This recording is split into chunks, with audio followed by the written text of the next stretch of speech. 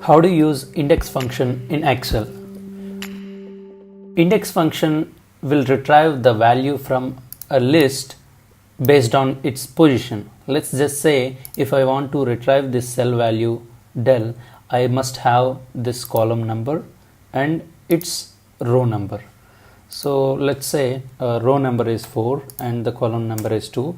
So these are the inputs for the index function. Let's build that index function to retrieve this value into this cell. Okay, index,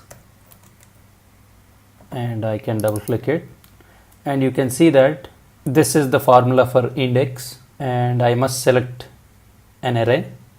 This is the array, and now I need to select the row number.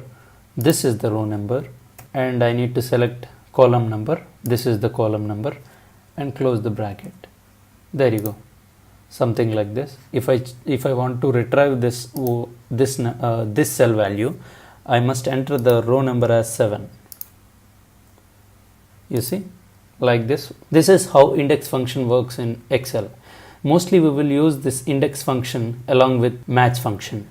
And check this video how to use index function and match function alongside in a single formula to retrieve a particular value from our data.